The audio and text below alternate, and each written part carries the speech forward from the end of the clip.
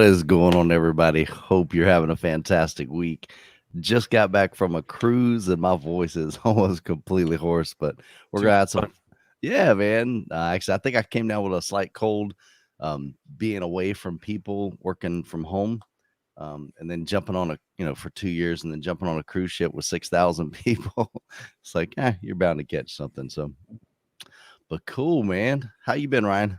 I've been all right. It's been a busy week. Yeah. Not as busy or as exciting as yours, but it's been another week. Yeah, A man. life of myself. But I'm interested to see what happens with this topic. But before we do that, tell us a little bit how your trip was. Aside from Yeah, being dude. sick, Yeah, man. meningitis. Hopefully, Dude, it was nice and relaxing. it was absolutely phenomenal. So Jessica and I have been married for 25 years. So we had a chance to just kind of make some plans to go away without the kids. One thing that we've learned over the years, you've got to take that time, just you and your spouse. Of course, kids take up a lot of our time, and we put so much, energy into them and being with them and taking care of their needs. But really, one of the key things that we try to do in our relationship is make sure that we spend time together. So typically, we'll try to do, and it doesn't sound like a lot, but we'll do like once a month date night, just to make sure that it's just her and I. Doesn't matter what we do, whether we go to the mall, whether we go walking, whether we um, go out to eat or go see a movie, whatever. It doesn't matter. It's just, the fact of getting away. And so this was a chance where, like, we haven't really been on a vacation with just us two in the past 5 years. So we were like, man, Next up on you. yeah. So it's like, all right, let's make this happen. So she scheduled this trip. We went on, John, you're correct. We went on the Harmony of the Seas. That is a phenomenal ship, dude. I mean, this is like, I think it's technically the third largest ship in the world or something like that. It's a massive ship. It's literally a city on the water. I mean, they've got literally pretty much everything you could imagine. They've got water slides. They have, of course, the hot tubs, and they've got a cool place called the Solarium, which is just like an adult area that you can just go without any kids. And there's like these little, kind of like cabanas, a bunch of little cabanas. It's got a little mat, and you can lay down, just kind of chill, listen to the ocean, and got a couple pillows there and a little table. You can put your snacks or drink over there. So, super, super, yeah, Darth Vader. Here we go. You got it, man. But so we had that. Entertainment, of course, is pretty phenomenal. We had a great time there. There was comedy shows. They've got a really nice ice skating show that they did there. We saw two of those. There were several. We saw Grease. That was fun. And then they even have a water show, like I guess they call it an aqua show. And so they've got like Olympic high diver kind of things, and just super, super fun. And I got to swim with some turtles, man. That was rad. So we went on this boat, and the water was pretty rough. And the captain, she said, "Look, we can go out to the place that we normally go out, but I'll be honest, it's gonna beat us to death." She said, "I don't mind making the trip. I just want you to know." And so she kind of pulled us, but it was a real small group. We only had 8 of us on the boat, and the boat was super cool. It had a shade, like a top on it, so you didn't have to worry about getting sunburn. Just a really nice ship. So we elected to do the one that was less beat us up, Mhm. you know. But we went over to this place, and we jump out. And of course, the water's just crystal clear. Did a lot of swimming there, snorkeling. I found some stingrays, and it was kind of funny. The first time I dove down to him, he was swimming away from me, and I got my GoPro, and I'm following him with this little guy here, and I'm like, um, and then he turns and looks at me. I'm like, "Peace out, man. I'm gone." Like, I don't want nothing, none of that, man. So You're in pursuit until there's a I confrontation. yeah. When he turned around, I was like, "What you doing?" And I'm like, "I'm out." I swam back to the top. But it was so much fun, man. So that was really cool. Saint Martin is beautiful. It's an incredible island. I think that was my favorite. Coco Cay is Royal Caribbean's private island. So we went there one day. They've done a lot of changes since the past 5 years. They have a water park there now. So you pay a little bit extra. I think it's like $70 a person. Completely worth it. It's a separate section of the island. And I mean, there's like some fast water slides, and there's a wave pool, and you got your cabanas. They got some extra stuff you can like restaurant over there you can eat. So appreciate it, Michael. Definitely glad to be back. 7 days is a long time. That If is you a guys long have time. if you guys have never been, have you been on a cruise, Ryan? No, but Really? I can use my imagination. Dude, you got to go, man. I'm We're, serious. man, There, I'm in Kansas. We're so used to being landlocked. Maybe if it was like I know. a state moving out through the country through the It's water, but it's just I Dude, don't I'm know. telling you, it's one of the cheapest vacations you can do, especially as a family, man. Because they even have this cool thing. So, like when your kids are kind of young, and Hmm. so you can drop the kids off at kind of like this, for lack of better words, not really a babysitting, but it kind of is like a kid zone, and they take care of the kids, man. So you can kind of check them in, say in the morning, and let them go to lunch. And It's like I'm, baggage. I'm Hey, dead serious. like checking my kids. Yeah. Let me So, make sure I can pick them up at baggage claim. Hopefully they don't get lost. dude, we have gone on cruises, like 4-day cruises, 5-day cruises for as little as $200 a person. And of course, you being in Kansas, you've got to fly, and so that definitely adds the cost. We've Hmm. got Cape Canaveral, which is only like 2 hours away, so you drop the kids off at a Keeping up totally with the different island. Joneses, that's only if you just want to get rid of them permanently. For sure, man. But yeah, but we had a blast, man. I'm glad to be back. It's weird though, you take a vacation and you do your best to unplug. That's the Mhm. whole point of going on vacation. But You and didn't do that. it's really hard, man. I love what I do. I love YouTube. I love M-Wave. I love replying to people's comments. I love sharing with patrons. I mean, there's just that stuff is just kind of who I am. And so it's kind of like it's not really work, but for a couple times, a couple days, I was able to just really just unplug completely. And then I'm like, we got some downtime. We're sitting at Hmm. getting there like 30 minutes early for a show. And so I'm checking emails or I'm replying to comments. It's bad. So, but yeah, man, we had a blast. So definitely, if you've never been on a Enjoyed it. cruise, definitely go jump on a boat, go somewhere. See, I'd rather go Um, skiing or but see, something. we do that too. Yeah, but So we only do a cruise maybe every 3 or 4 years. yeah, Kids but I love it, don't know. dude. I don't know that I'd like to be around that many people that close. But to each Mm, their own. nah, To man, each you their got own. plenty. You got plenty of space. Oh, one other thing I'll mention, then we'll jump on to another thing. This is the first time we ever had a balcony. So Oh. my son had just went on a cruise. Him and his wife. He's been married 2 years. And he said, Dad, if you get a chance, you need to have like a window because they had just a big window. They couldn't go outside, but they had a big window, not just a porthole.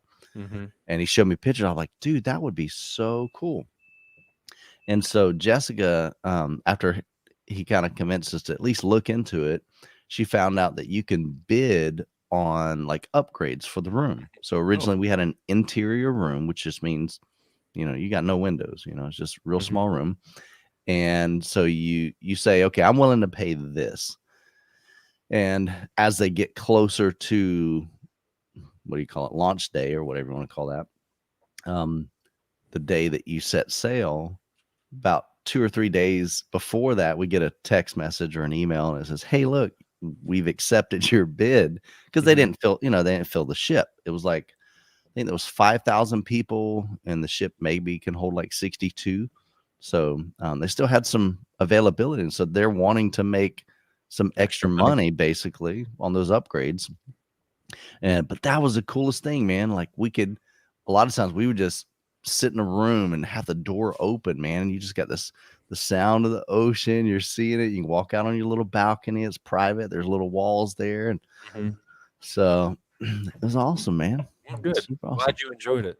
But you need to take the family. Someday you and the wife, but also Maybe. someday you and the Maybe. family. I'm telling you, dude, Maybe. they'll love it. We'll see. Traveling to different places, man. Cozumel and We'll see the if it's in the Virgin cards. Islands. Yeah. Cool deal, man. Well, let's see who's in the chat over here. Say hi to the folks. Roy, glad you're here, man. Dirty, keeping up with the Joneses. Cyberlight, glad you're here, man. Um, Chris is here. Ramsey, John, Tim, what's up, man? We've got Lip Jam, lots of folks in the chat, man. Appreciate you guys taking the time to They're come just and hang out worshiping with you, us for a man. little bit. Nah, man. Terminator Juice, what's going on? Hey, let me see what he's saying here. So Terminator says this will kind of segue into our topic. What's up, guys? The topic is in perfect timing because I'm looking at replacing my Polk Tower speakers that I've had since 2008. Dude, I'll be honest with you, that's incredible that you've had Yeah. speakers that long. And one thing that I've told people is that, spend the extra money on your speakers because, like, Mhm. what you're seeing there, your speakers will last you a long time. I had a pair of Klipsch La Scalas that were made in 1980. And so we're talking 40-year-old speakers that still sounded really, really nice. Mhm. Um, so he says for in walls, so I can finally have a bigger screen in my theater room. Man, I love that you're going big on the screen. I don't think you can definitely go. I'm glad he has a reason to upgrade instead of Yeah, just kind of having this itch and deciding yeah, to buy something new for no reason. I see a lot of people absolutely. do that, and it's I don't know that they're going to notice in Well, some of those cases. a lot of times we do that, man. We just get. I Yeah. mean, I wanted a new GoPro. Why? Well, partly because my other one sucked. It was a GoPro 3. I'm sorry, not 3. I'm sorry, GoPro 6. And so now they're up to 10. And I'm like, man, if I'm going on a new cruise, I'm gonna sell my old one. I'm gonna take this one. I love this Joker, man. It's got a front screen on it right here, Mhm. so you can actually see what you're looking at, see if you're in frame. Well, you can use But that in yeah, Airwave too. yeah, absolutely. And I think you can even live stream from this thing now. It's Mhm. kind of crazy. But As long anyway, as you have an encoder and modem and stuff walking around, yeah. you definitely can. But like you said, I mean, sometimes we upgrade just for the sake of upgrading, and it's like, Mhm. okay, why are you wanting to upgrade? Mhm. Yeah. So, Yeah. Like Terminator here. So do I just save money or just buy some Focal or JBL synthesis? Well, I think this is Hulkman. I think it's the same guy, isn't it? Yeah, it is. yeah, Yeah. yeah. Um, that's So up to here's you. yeah. So we'll throw this up there. So this is kind of the topic. There's a phrase out there that we see sometimes in the audio field and probably in other things as well. But it's called buy once, cry once. And really the thought is, do I, you know, spend less? Do I cut corners when I'm building a theater room or a 2-channel setup because I don't have the money right now? Do I kind of cut corners, maybe don't get the model that I want or the Mhm. speakers that I want? Or, a lot of times, even let's say Polk Audio has different tiers of their speakers. They've got the oh my goodness, is it the reference series? No, reserve. Sorry, reserve. I'm not really familiar with Hulk, so that's up Yeah. to you. So they've got reserve. They've got the legend series, and there's a big difference in price point. And so it's like, okay, do I save up for that higher tier that I really want, or do I just settle for what I have now as far as finances and get maybe a lower model? And so definitely going to have some fun with this, but I'd love to get you guys' thoughts. Maybe share a time that you spent the extra money and was it worth it?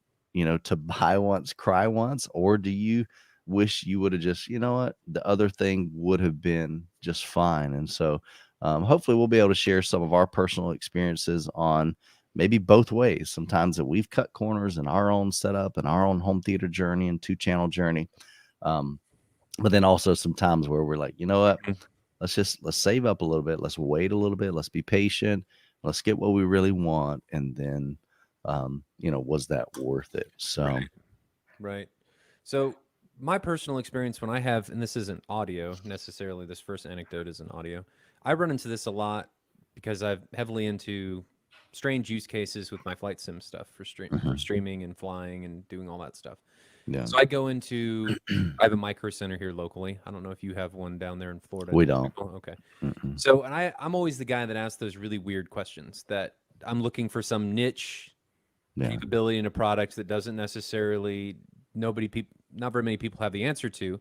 And I Hmm. always find myself getting people that'll give me recommendations on, well, you don't need that. You can do it this way. Yeah, It's sure. cheaper to do it this way. So then I always say, oh, that's great. I can save money. And I do it that way. And then it doesn't work.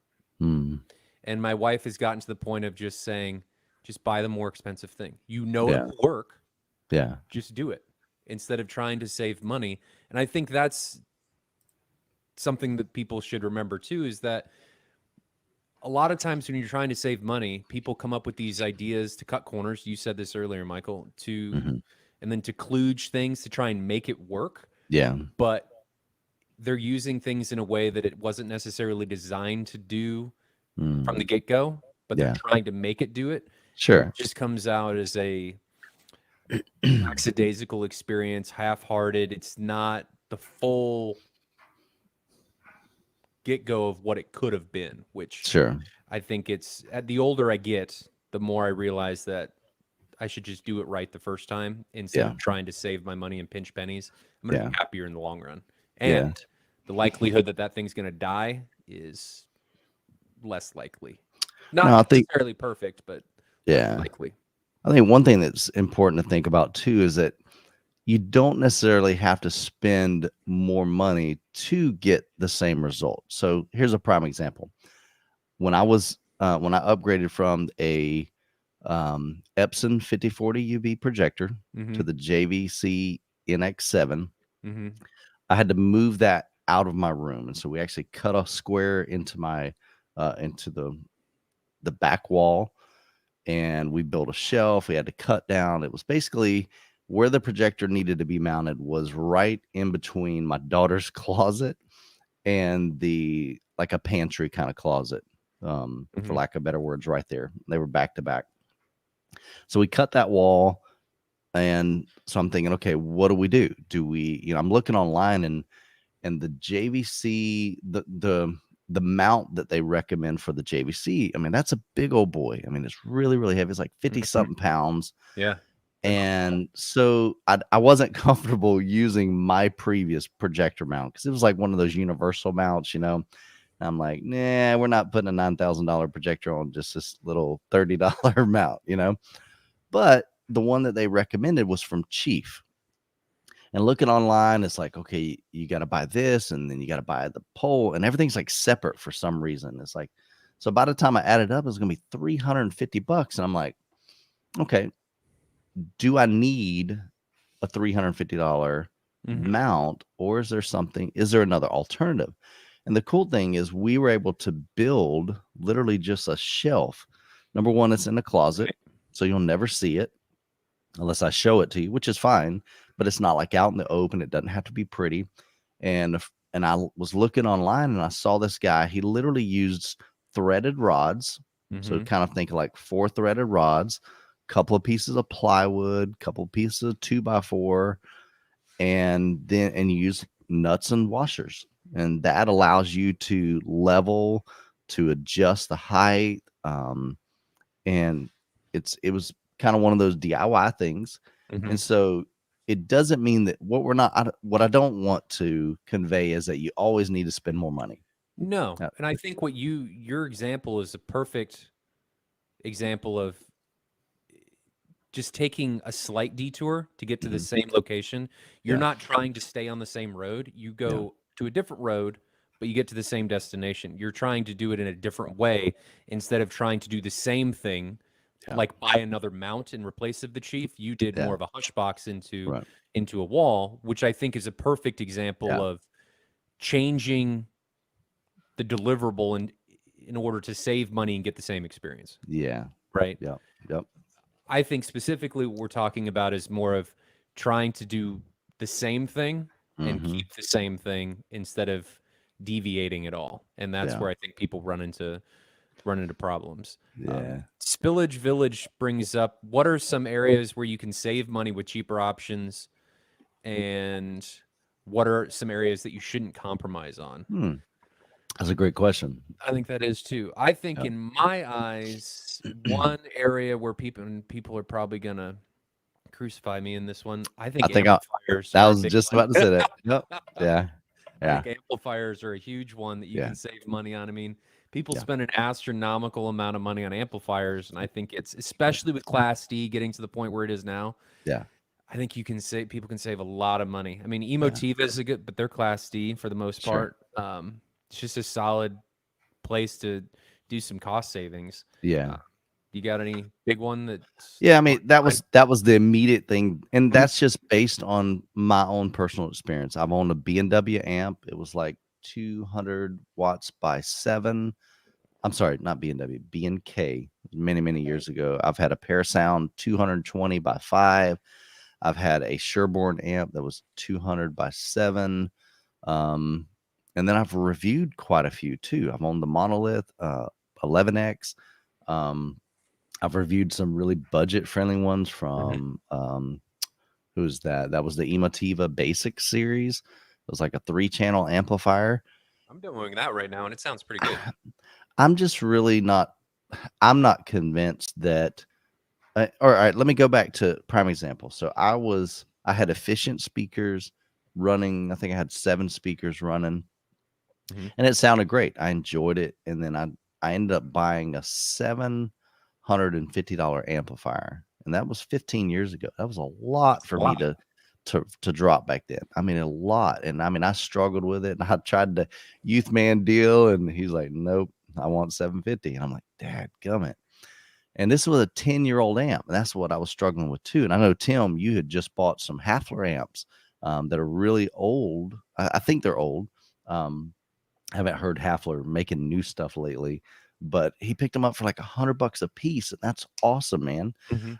But I was about to drop $750, and so I buy the amplifier and I bring it home and get it all connected. I'm really excited, and I'm like, okay, I think I can hear a difference.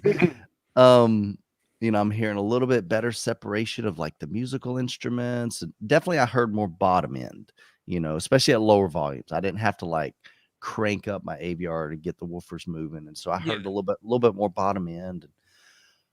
But I wasn't like floored. Like I expected this to be like, oh my gosh, this is amazing, and it just didn't happen.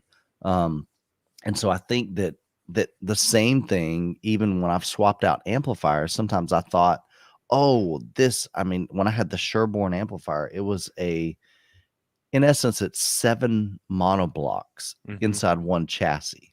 Yep. I mean, it's a big old brute. It's like 110 pounds, man. It's a beast. And I bought it.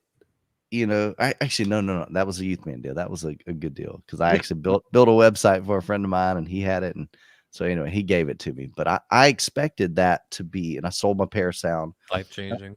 and I kind of maybe not life changing, but I Well, really thought I would hear more of a experience. difference, and I swapped it out, and I went, not sure. I mean, it's amplifying my sound. It sounds Mhm. clean, but other than that, it just really was.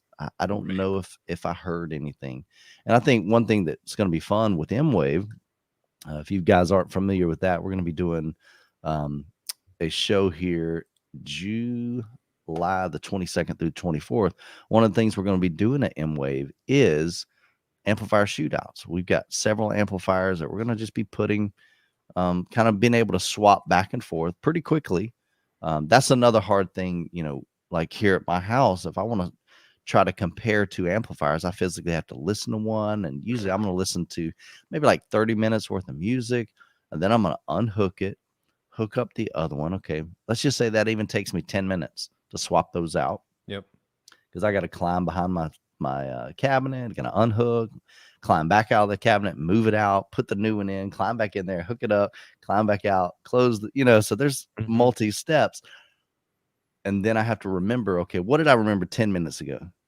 And I'm Mhm. not sure our brains can do that very well. Not very I, well. I think we give more credit than to audible memory than really what we can. Yeah, there's a lot of subjectivity that goes in there, and it's our Yeah. So auditory one memory is very short. Yeah, so one thing we're hoping with M-Wave is to provide an experience that you guys can compare some inexpensive amplifiers. We've got the Emotiva, is it the A2, I think? Mm, A2, maybe the A200, basics, something like yeah, that. Yeah. it's So the it's a two two, chip. it's a 2-channel amplifier, not a ton of power, okay? And I think that's going to, depending on what speakers we connect that to, that definitely is going to maybe make a difference. If that speaker is very demanding and isn't very efficient, Mhm. then maybe the Emotiva is going to struggle at high volume. But that's just something we just want to find out. We're just going to swap them out and let you hear them and compare them. You make your own decision on what did you hear, and so we're excited about that. Hope you come out and join us. We still have some tickets available, so if you want to head over to midwestavexperience.com, love to have you come out and hang out with us for the weekend, man. So But I think we talked about. I think somebody said amplifiers are something that you can't skimp on. mm, I don't think you should skimp on them, but I think you should be very prejudiced on what you buy, and that you're mm, buying an amplifier or not an amplifier, an yeah, AVR or processor for what you need it to do, and don't overbuy, right? mm, Because I think people have a tendency to overbuy, and they buy things or an AVR that's capable of a bunch of stuff, and then they never end up using it. They don't yeah, use any of that stuff. mhm, Whereas if you use an AVR for 3 to 4 years and you're buying something saying, well, I'm going to use this feature 3 to 4 years from now, and you're spending that money now, technology is going to change. And you're yeah, better off buying something cheaper that does what you need it to do now, and then rebuying again later, because things, odds right, are, going to get exponentially better by the time you get to that point. So yeah, I think it's really important to buy in the need, yeah, unless you are absolutely sure the product's really expensive yeah, regardless. Um, I think it's important not to overspend is another big one. But yeah, segueing that, people keep bringing up subwoofers and speakers. yeah. I was I just about to don't mention think that. it's a good Yeah, idea to cheap out on yeah, especially subs and your y- speakers. Any analog device, you're going down to build quality, you're yeah, going down to its capabilities. Yes, you're going to be chasing the last few percent, spending astronomical amounts of mhm, dollars if you go down that road. correct. Build quality has a big part of that. The name has a big part of raising prices. Yeah, But I don't think speakers and subs are a place that people should yeah, skimp. That can be yeah, because that's the direct yeah, interface with you and your system, that in yeah, the display. I don't think those three things, subs, mm, speakers, and display, are things you should ever skimp on, in yeah. my opinion. I think those are very And important. again, by skimp, I don't think we're talking about necessarily always price, because let's say there are plenty of guys in Kansas City that they do some DIY Oh, stuff, yeah, yeah, and their stuff for is sure. phenomenal. Okay. And so it's not necessarily about price, but like in this comparison, you've got a Sam's Club 8-inch 100-watt KLH sub. Okay. I mean, I don't know what that, goes for, but let's say it's a $150 sub. You just can't physically expect an 8-inch $150 sub to give you that, gut Mhm. wrenching, holy cow, tactile bass, move my trousers. Did I just say trousers? I've never even used that in a sentence. Gosh, man, I must be getting old if I'm Up on saying the cruise? trousers. Did you pick something up off I the don't cruise? know, man. Oh man, Trousers. Who says that? trousers. Wow, You do I've never evidently. said that. Well, Wow. I am 46, so hey, Mhm. man, I'm heading that direction. But you want it to move like your shirt, and you want to feel that in your chest, and you just simply can't get that with a $150 sub. I don't care what sub it is, So it is one of those things where, and I see if you can find the comment. I think they had, maybe I had started, but I believe their question was, should I buy like multiple cheaper things or one more expensive thing? I think that's another good kind of discussion we can get into as well. Um, but definitely, I think subwoofers are, to me, your subwoofer and your center channel are like two of the most important things in a home theater. And so why would you want to cut corners in that aspect? You know, do your research, figure out what's going to fit within your budget, even if it stretches your budget a little bit. I mean, the reality is not everybody's going to be able to go out and get a JTR sub or a Power Sound audio sub or a JL audio sub. Those are typically pretty stinking pricey, Mhm. you know? Um, Mhm. but find out what does work in your budget, and then just try to get the best you can in that, after you do your homework. So JP, what does he say here? Should I get more of a cheaper thing or less of a bigger thing, and eventually make the smaller thing bigger? Hey, I think a way around that is people also need to remember that you don't have to buy everything at once. Yes. Too Yeah. many people get into this idea of, well, this theater's astronomically expensive. I'm never going to Yeah. have the money to do that, but Sure. baby steps, right? Yeah. Don't feel like you need to buy everything at the beginning and Yeah. get it all done and knock it all out at the start. It's all about upgrading in pieces and segments, making it and taking things off in smaller chunks instead of Yeah. trying to do everything at once. And I think that's what the majority of us do.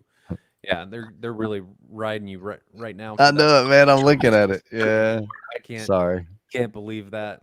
That's hilarious. I think another important thing is think about and this is kind of a one that people may not think about, is think about where you're buying from, Yeah. right? I think if you're buying from and not sales shopping or not going through a dealer that you trust or something, if you're buying only at MSRP, I mean, or from Crutchfield, or I mean, MSRP is not bad depending on Yeah. what the product is, but deal shopping is always a good thing to do. Sure. I think that's something that people tend to forget, and they're like, "Oh, well, this is the MSRP on this," Yeah. and they think the only alternative to MSRP is a used product in a Yeah. lot of cases. Yeah. Um, I've got some that are starred here. Let's go through some of these. All right, so we did that one. Yeah, we'll just uncheck them once we go to them. All right, here's one here. Terminator Juice. I'm going to save money by getting a silver ticket screen so I can put more towards the LCR that'll be behind it. Honestly, I think that's a great option. I've seen a lot of different screens doing the home theater tours, and I definitely can't say that I've looked at one screen and said, "Oh my gosh, that's yeah. that's the magic juice right there, man." The only thing that I would worry about in that case isn't the screen, the image quality. Mhm. It'd be, what is the screen doing? Because you're talking about acoustic transparency. What is the screen doing to the sound? Gotcha. So I don't know what silver ticket, what their measurements are. That's something Right. we're doing at M-Wave. Seymour's Yeah. bringing some stuff, some acoustic transparent screens, and we're going to put some speakers behind it. We can take some measurements and see what they're doing and how that's impacting the sound. So Terminator, that just may be something to think about. I'm not saying silver ticket's bad in that regard. I'm simply saying I don't know, and Yeah. that it could be something to look into for further research. I definitely don't think you got to necessarily spend thousands and thousands of dollars on a screen. No. I think there's some great alternatives out there. Again, DIY if you want to build one. Seymour's got fabric. Seymour AV. Carl's place has got fabric. You can buy it, build it.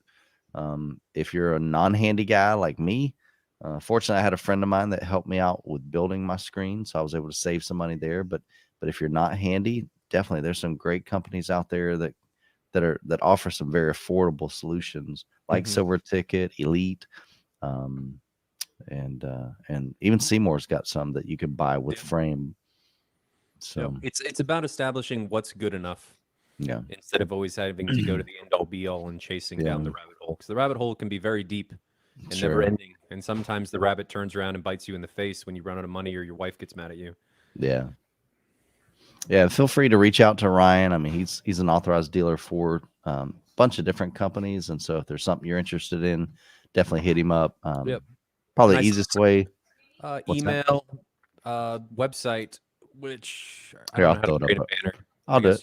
Okay. So I saw some people talking about Focal. I am a Focal dealer. So if you need or want pricing on that, feel free to shoot me a message and we can talk about it. I don't want to pressure anybody into anything. Yeah.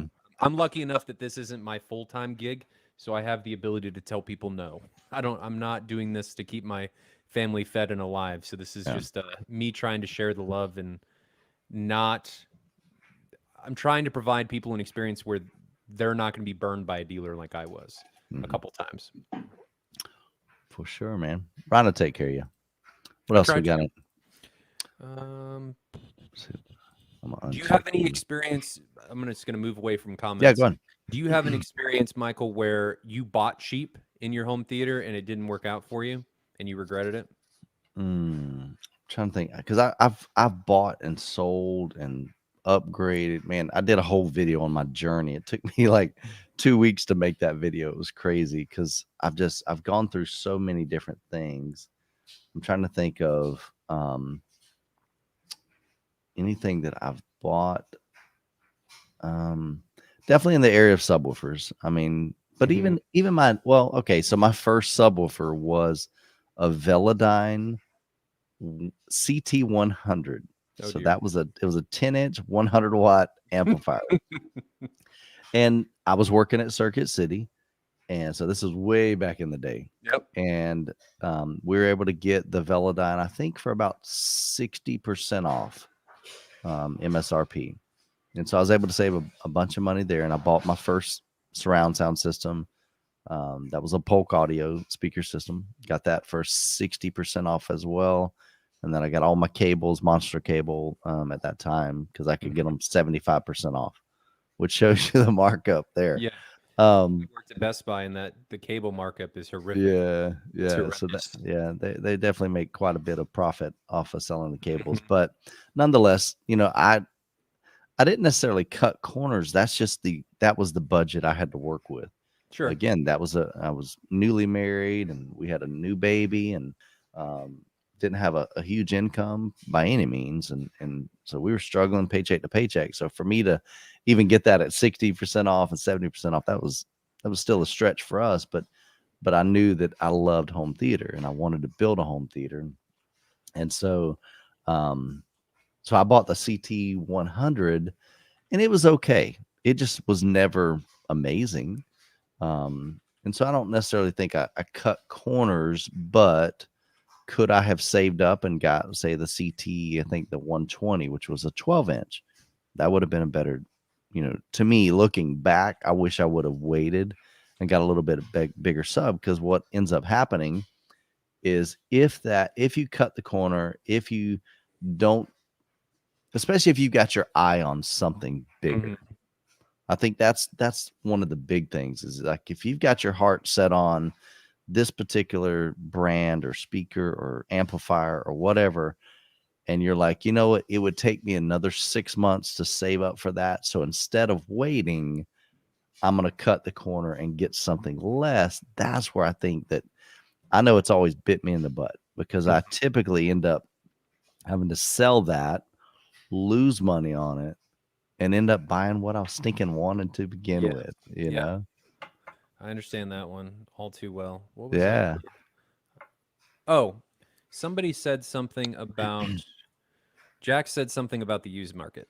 Okay. So Yeah. it says problem solved, used market, same quality item, buy cheaper, save more. And that is absolutely Yeah. a great suggestion.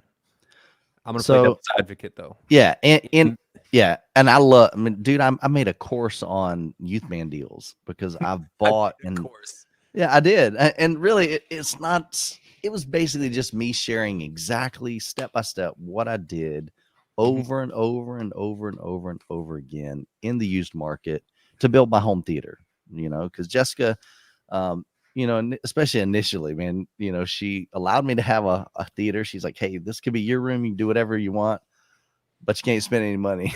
I'm like, what? So I had to get real creative. So I would buy speakers and then I would just and they would be really, really great buys, and I'd hang on to them for a couple months, but I'd keep looking. Mm-hmm. And then I'd find another youth band deal, and it was an awesome price. So I'd go buy that, sell what I had, and a lot of times I'd make even a little bit of money on it, and I'd still be selling it less than what most other people's were selling. So the new buyer was still getting a deal. I'm funding my own theater, and so it was kind of a win-win for both of us. But that was one of those things where have no idea what I was going to say. We were talking about what I was playing devil's advocate to the used market. Yeah. So it's not, to me, it's not all, I mean, I love the used market, but so you just got to be careful. You just got to do your diligence. You got to, if you go, I have bought stuff sight unseen because it was a great deal. And then I came home and I found out why it was a great deal, because stuff didn't work or it had this little buzz in it. And I'm like, crap. So definitely go test them. Well, my point on that was take JVCs, for example, because the market currently is flooded with JVC projectors as people move to the NZ series away from the NX. Yeah. People, I think, often don't think about this, but JVC's warranty does not transfer. That's so correct. Even if you buy a secondhand NZ series projector that was sold to somebody and you're buying it on the used market, you now have no warranty. Yeah. So if something happens to that $10,000 projector, well, you're up a certain creek without a paddle. Yeah. So it's buying on the used market is awesome for, I think, a lot of different types of gear, but be very careful if you want to have longevity and not worry about something happening to that gear, because I think it's more gear than people think from more manufacturers than people think. The warranties don't transfer. So something to think about. And that's there was a guy that was posting on the Youth Man Facebook crew, or I guess the Youth Man classified section. I made like a little subgroup in my Facebook group just for people to list stuff. And it didn't take us very long to kind of figure out, okay, this guy was somehow buying it. Maybe he had a dealer and he was buying it at cost, and he was kind of selling it at a profit, but he had never opened it, kind of thing. Again, though, he's not an authorized dealer. Right. Yeah, you can save some money, but you have zero warranty on a brand new fit. And he was selling like a $15,000, new NZ series projector. Yep. So, I mean, I personally would be dropping 15,000 with no warranty. Yeah. Now, if I'm buying Tim's amplifiers at $100, who cares, man? If it lasts me a year, dude, $100, dude, that's awesome. That's a good investment. Or maybe you're finding companies that, like, take Martin Logan, for example. They have a thing where they will repair, not for free, but they'll repair their panels and their speakers for life, right? So maybe it's not having the warranty necessarily, but it's about finding a product that is able to be repaired throughout its life. So just trying to provide tidbits for things to be thinking about. All warranties should be transferable. I wish they made it law. Is it that way in the EU? I feel like their warranty support is much better than it is in the US. Yeah. Does anybody know in chat if that's the case? Yeah. Overseas? Yeah, their customer rights, I think, are a lot better than we have. Gotcha. Our laws, I think, just allow the customers to poo-poo all over us. It's getting better. The customer or the brands? The brands to poo-poo all over the customer. On the customers, yeah. Right. That's what I meant. Yeah. Somebody was talking about mixing subwoofers. Yeah, I saw that one. So since we're talking about budget stuff, I think subs are, you brought up Velodyne, and I think subs are an often overlooked part of the equation. Think of it this way. When you're demoing two pairs of speakers, right? If you've got two pairs of speakers, SPL is equal. The speaker almost always that's going to win is the one that has more lower end. It's typically what's going to happen, at least in my opinion. So subs thereby become a very important part of the equation. Like if you don't have any lower end in your system, I think you're missing a big part of the experience. For sure. Now, on to Lip Jam's question, what about mixing subwoofers? I think if you're trying to go after this on a budget, there's nothing wrong with mixing subwoofers. But just make sure that you're not trying to put a lower output sub in a position where it's going to try and keep up with a higher output sub. Yeah. Right? To try and keep the frequency response equal across the room or something. That may in and of itself cause some problems, but I think there's nothing wrong with mixing subs as long as you're able to EQ properly. I think that's a good way to go after some deals. But and a lot of guys will take, they're like, yeah, I got kind of like in the previous, I've got this really old, 20-year-old, 10-year-old, 5-year-old, whatever. Usually it's like 10 years or plus, it's an old sub. And they're like, but then I want to buy this one, maybe say from SVS or Clips or whatever. And so they're making a pretty good upgrade. But then they're like, how do I implement this? And sometimes you really should just sell it. I mean, I'll be honest with you. It's not going to, it's not going to add value to your setup. But there's definitely nothing wrong with using mix match subwoofer. I typically tell people it's easier to, because some people wonder, can I mix brands? And I think I even saw them in the chat. I've seen a lot of guys do that. I've even done it myself. And you're still doing it. Yeah. I am. I thought I meant like subwoofer. I'm sorry. Let me classify that subwoofers, because I think that was the question. Can you mix subwoofers? It's easier to mix brands of subwoofers, but it's much harder to mix the type of subwoofer. So, for example, if you've got a ported subwoofer and you buy a sealed, that's a lot more difficult to kind of EQ and get that all balanced. You can just run into some issues there. Depends on the use case. So like I've got my ported 4000 ULFs up front. Yeah. And I use a sealed custom RS1. Yeah. But it's an ear field, right? So if you're upgrading subs and you're trying to create new avenues to use old gear, try and think outside the box like you did with your hush box. Moving it into the closet, right? It's try and think of detours instead of going down the same road and trying to drive on the shoulder. Yeah. You've got a sub that you're trying to still use, and it doesn't have as much output, try and move Sure. to near field. Try and create a use case where it can excel That makes without sense. moving outside of its capability. Yeah.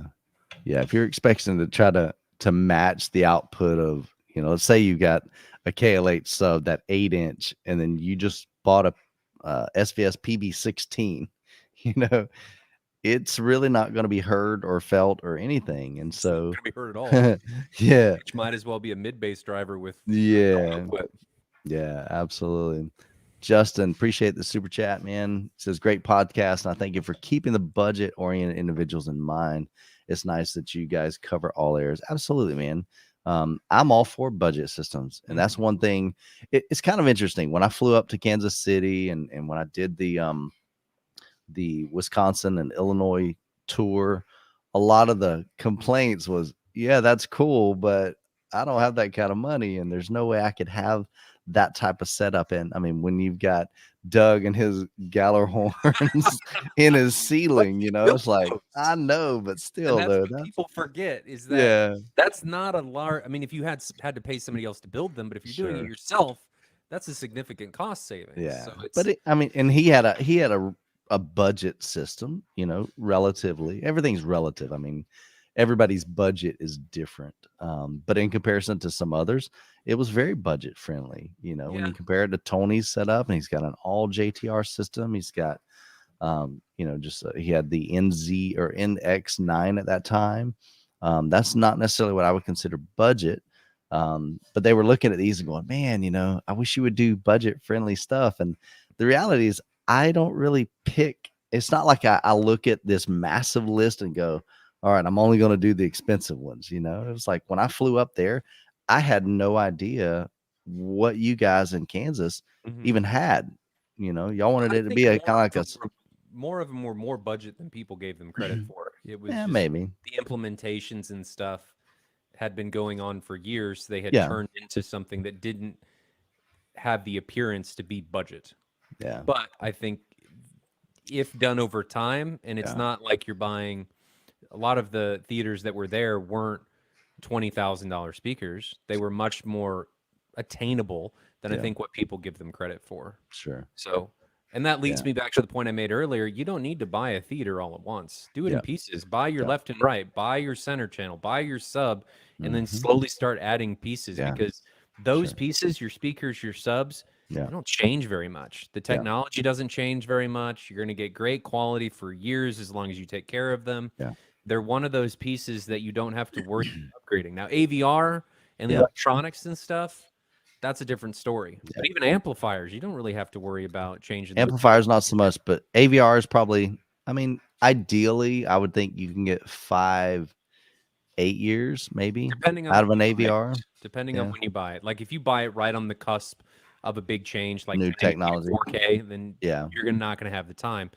But yeah, you should be able to get several years out of it if you bought Oh, it easily. now and then wanted to keep it for a while. That's absolutely true. Yeah. Good stuff, man. Mm. What else we got over here? Probably a stupid question, but I'm curious. Would I be able to bring my receiver or amp? Okay, so this question in regard to M Wave, because he asked earlier where that was going to be. So M Wave is going to be in Lawrence, Kansas, and I think somebody responded, which appreciate that. So Yep. probably a stupid question. I'm curious, would I be able to bring my receiver or amplifier? The short answer is email Ryan. Same email address. Let me put this back up here. Shoot Ryan an email because Ryan's doing all of the shootout and organizing that. And so he knows what amplifiers he's got, AVRs, and he knows what I his think needs Michael's are. trying to distance himself just in case something happens. He can. No, dude. No, the reality is, I mean, I'm just gonna be upfront. You guys know more about, you've had way more experience doing shootouts than I have. I mean, I was a guest at your shootout. I mean, Yeah, I wasn't physically involved in that. but you participated. You were I physically know. I involved. know. So, but yeah, but Ryan's kind of keeping track of that and he can kind of figure out what he needs. But Yep. we do have some people that are bringing stuff and, whether it's their projector or their amplifier or an I'd AVR. say if you're driving, more the merrier, right? Even if it's there, we can hook it up like on Friday night, just the kind of mixer stuff. I mean, we can do some impromptu stuff on Friday. And there may be some times over the weekend where we do more impromptu stuff. I mean, maybe there's times where we end up at somebody's house or theater or back at my place and we're doing a comparison between things because I have a demo set up where we can switch between different amplifiers in my showroom. I would just bring it because if I'm of the view that if you don't have it and you're presented with an opportunity, well, then you're never going to have, you never have the possibility of that happening. But if you bring it and that opportunity comes up, you have it. But if you bring it and it doesn't, at least you have it, right? At least you have the capability of making something happen. That's my opinion. If you're driving in a car, just throw it in and take it with you. Yeah. Absolutely. Terminator, you bring up a good comment. Didn't the guy in Florida with the 206-inch diagonal screen have all DIY? Yeah, he had DIY sound group. And so you look at that massive setup, and that's probably the biggest, craziest, and definitely one of the most impressive theaters I've experienced. And yet he chose to use DIY speakers. And it's weird because some of the comments were like, oh man, he's got all that money and he went that route. Well, nothing wrong with that. Yeah. And they even mentioned the same thing about his amplifiers because he used Emotiva amplifiers. Like, man, he's got that big, massive setup. And I use Behringer amplifiers. I don't. Yeah, but that was funny. So here's to me, the humor in that is some people look at that as, okay, well, he's got this, pretty high end system. I mean, he does have Kaleidoscape. He does have an expensive high end Sony projector.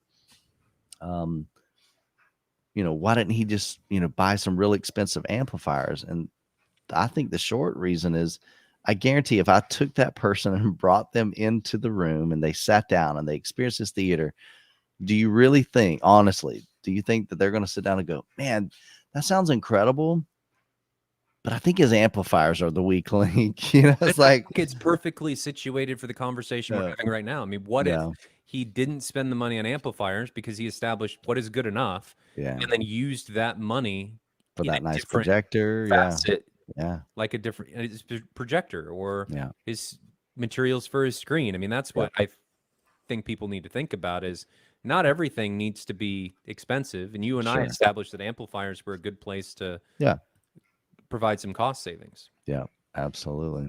MQ says, bought a slightly used X6500H for $800, having external amps for all my speakers. Does putting the Denon in eco mode reduce the pre-out voltage? Yeah. That's a great question. My understanding is when you use, and again, this is a little technical for me because I don't have ways of measuring it to verify it. I don't like the eco mode. From what I've seen online, when you do that, and I see what you're saying. Okay, so actually, no, let me take that back. I'm thinking if you have your AVR that's powering your speakers and you set it in eco mode. So if you're using it as just a preamp, basically at that point, and a processor, I don't know. I really don't know if that changes. I don't like the eco mode really in anything because I don't know what it's doing. Yeah, it's shutting down something to help with the heat. It's decreasing the power output of the speakers, but Denon and Marantz have a tendency of doing some wonky things when you start turning that stuff on, and I don't even know that it's documented properly for what all that thing is doing when you enable that. And if you're not having any output and you're not drawing anything from the amps, I don't even know why you would worry about that. If you want to know unless if eco mode is saving you anything, try and put a watt meter between your AVR and the wall and see if you turn it on, if you're getting a drastic reduction. I mean, if you're going after power savings or something, that would be an indication. If you're not, I would just leave it on.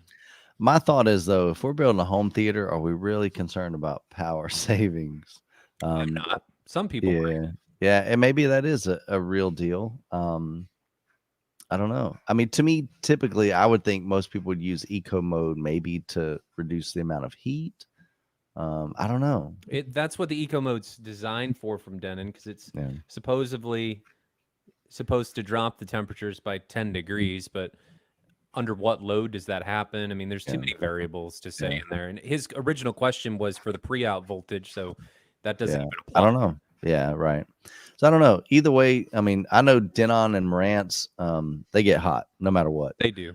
I know I have turned mine on without anything playing. I remember I think I had the uh when I first reviewed the SR8012 and then later the SR8015, and I didn't have anything playing. I just turned it on. I walked out of the room and kind of booted up the system, so to speak, and I was gonna do some listening and got kind of distracted. About 30 minutes later, I came back in there and I just happened to put my hand on the top. Dude, that thing was hot as crap.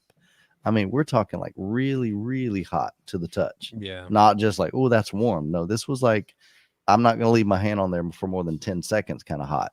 And I was really surprised that it's like, okay, it's not physically doing anything. It's not, Mhm.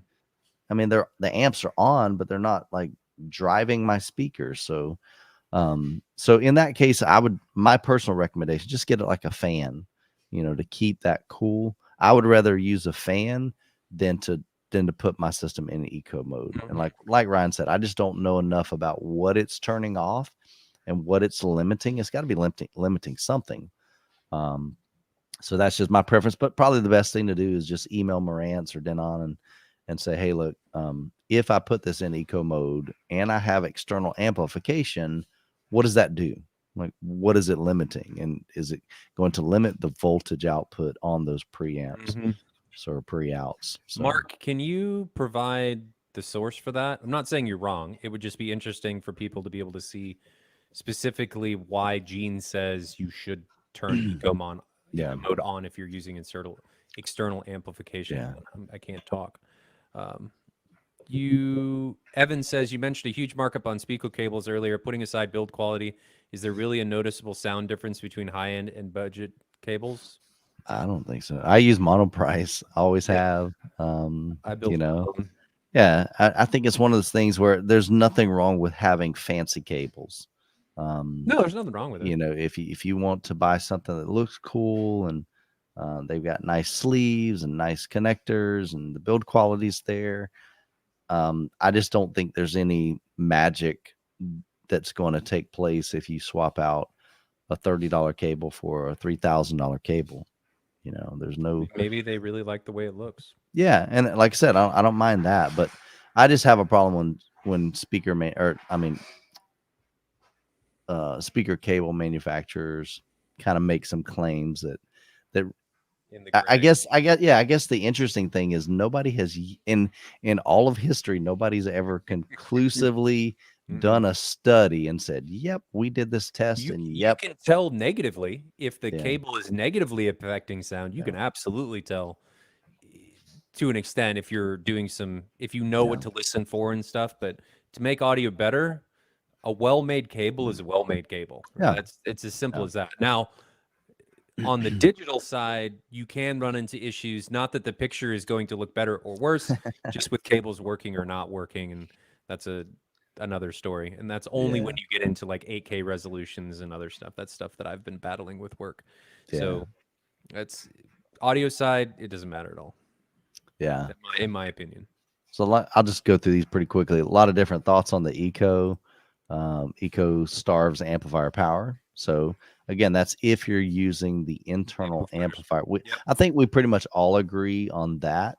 It's if you're using external amplifiers. If you've got an amplifier or multiple amplifiers that are doing all the power handling, and you're just using your AVR in eco mode and in like a preamp mode, does that somehow take away from the output I that don't it's know. sending? With the voltage output, I don't know. Yeah, I don't know. That's a good question. I Yeah, don't know what it's doing. yeah, yeah, definitely. That's on my top two, man. It's no offense to Ryan or anybody else, man. I've heard some incredible systems, but it was just that room was it was just massive. I mean, I've never experienced a room that big, that high of ceilings.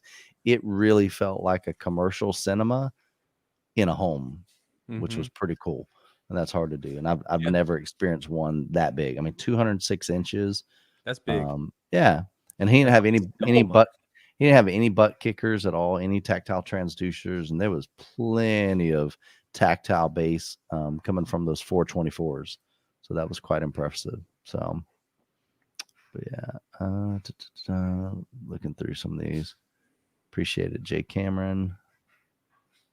I think most of them are still just about eco mode. Yeah, man. So definitely, I don't have the answer to that, and I'm okay being the first one to say I don't always have the answers. So, So last thing before we bounce off, and this is yeah, unrelated to the buy once, cry once conversation. I just yeah, want to let everybody know that I was able to get my hands on some Perlissons. yeah, So Perlisson will be at the show. very Um, cool. the S7Ts will Yeah, be there, and the R4Bs will be there. So right alongside the Neoliths, the RTJ, or the Martin Logans, the RTJs, the JBLs, and now the Perlissons. So if anybody has any interest in Perlisson, because they're pretty hot speaker, yeah, not a lot of people have access or have seen them or heard them. They will be there, and they just got shipped, so I should have them. I'm hoping this week, so I'm anxious yeah. to be able to hear them. There they I are feel right there. many guys spend more money than they probably should just so that they can have bragging rights. Yeah. Terminator, I think that's applicable in any hobby. I mean, I played Magic the Gathering. I'm a huge nerd. I played Magic the Gathering. I paid for the mortgage, the down payment of my first house using Magic cards. And people would buy like foils, right? The holographic cards as a bragging right. They'd spend astronomical amounts of money just so that they could have it to show people and brag about it. I think that is applicable in any hobby that you go into, and it's absolutely there in home theater for sure. For sure. Yeah. You got anything that you Yeah, I bought amplifiers that were 200 watts a channel. And honestly, part of me was like, yeah, man, I got a beast of an amplifier, man. This thing's 200 watts per channel. So there is some pride that comes with that, whether we admit it or not. How do I feel with 1,700 watts a channel? Yeah. Oh, mercy, man. But I think that brings us to the end. We're Yeah, right at dude. an hour. Absolutely, So man. I'm gonna let you go take a break. You were Yeah. gracious enough to come on here. I think I drug you out of the recess. No, I needed to, and I just always feel weird when I'm making a video or on a live stream. My voice sounds like Kermit the Frog or whatever. Not really Kermit the Frog, but just this real deep voice. But hey, it is what it is. I had a great time. You guys are awesome, man. I love the questions. Y'all have some really good feedback. Definitely appreciate that. Hope you guys have an incredible week. If you get a chance to come out to M-Wave, we'd love to have you. The dates again, July 22nd through the 24th of this year. We're gonna have a blast. Here's a cool thing. And I made this announcement in the M-Wave newsletter, is that we've got Stop the FOMO is going to be joining us for M-Wave. We're excited to have him. And I know my good buddy Kyle from Life of Bliss, he's working on getting his schedule worked around so he can be there as well, even if he can't be there for the whole event. But I think he'll be able to manage that. But we're gonna have a whole lot of fun. Just giving you some experiences that maybe you don't have the opportunity to get anywhere else. And that's really our heart behind this. Putting a couple projectors up side by side so you can hear them and see them. Not really hear them, but see them. Putting some speakers side by side. Big announcement is Sony is officially coming. I don't know if you know that or not. I have not. Sony's bringing all of their new projectors, hopefully all of their new TV displays. I'm assuming and pretty sure that their projectors includes the GTZ 380, which is their big boy $100,000 projector, and that thing is incredible. Yeah. But even the 5,000, 6,000, and 7,000. I mean, if you guys are, and as Keeping Up with the Joneses says, the real cost of M-Wave won't be felt until you upgrade months later. If you're considering upgrading, the cool thing about M-Wave is seeing it may save you money. These technologies, it just gives you more education and arms you better for that purchase coming up. That's really what this comes down to. Yeah. And you may find in some of those comparisons that what you thought you needed to spend a lot more on, you'd be okay with spending a little bit less or a lot less.